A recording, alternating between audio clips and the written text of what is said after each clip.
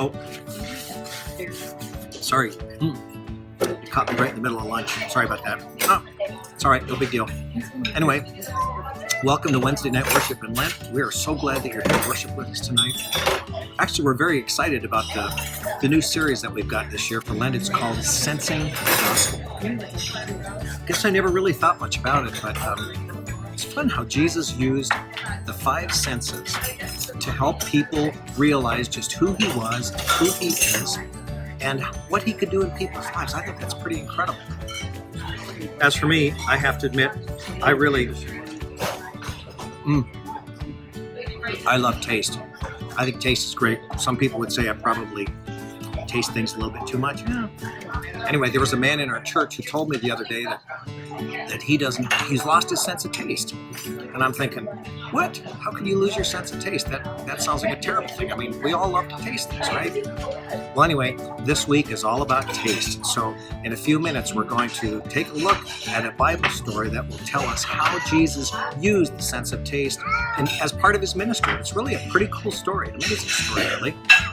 But right now, let's listen to some people in our church. We've asked some people if they can share with us some of their most vivid memories of taste. Let's see what they have to say. And meanwhile, I'm going to keep eating. Taste. Love it.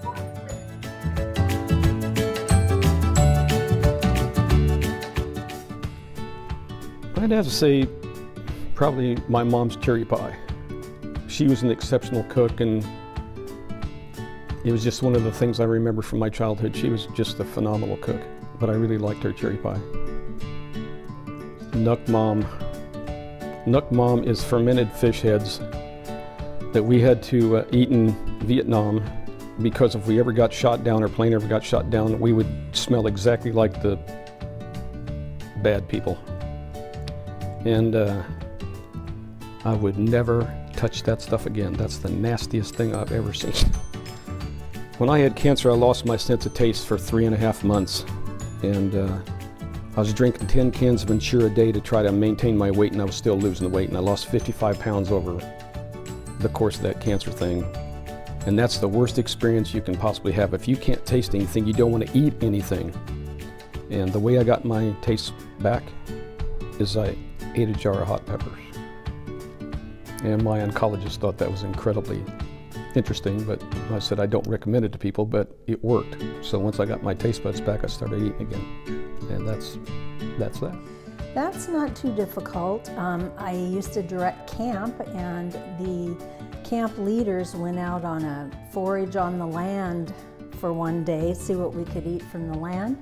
And we picked some skunk cabbage. Sounds horrible, but we baked it in the oven, and they were better than potato chips. And I'm a potato chip freak. So there's a piece of God's natural taste. It was wonderful. I didn't expect it to be that way at all. The strangest thing. Probably at that same camp experience, one of the teachers would encourage kids to try licking a slug. So I licked it, and it was horrible. Not a good taste. Every time I eat cherry pie, I remember my mom. That was the first thing she taught me how to make, and she was the best pie maker. I can't equal her, but it's the taste that brings me back to my mom. So I think about the importance of taste in worship and in church. And I remember a story. Back when I was in college, I was attending a campus ministry, a campus church, and we had an evening communion service one night. And we get through the service. It was really lovely. And we get to communion, and we don't have any bread. No bread. I don't know who forgot, but no communion bread, which you kind of need for communion. So the pastor ran down the back way, down to the sacristy, and comes back with bread, and it's all good. So we go through communion, and I was tasting this bread, and I thought, boy, this tastes interesting. Not bad. Actually, this is quite delicious communion bread. I don't know what he pulled out, but okay. And so we kept going with the service, and afterwards, we asked him, we said, so where'd you find that bread? I knew all of our regular communion loaves were frozen, and so we asked him, where'd you get this bread? And he said, well, couldn't find regular bread. but we had French toast.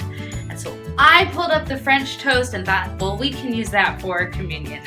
And then I thought, oh yeah, I was kind of craving some bacon and eggs with communion. But I think that it's how fitting that our communion bread sometimes is very sweet, because that is how we encounter Jesus' love and forgiveness. And I'll never forget the French toast communion bread.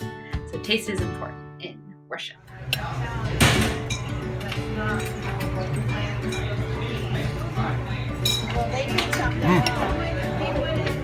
You're back.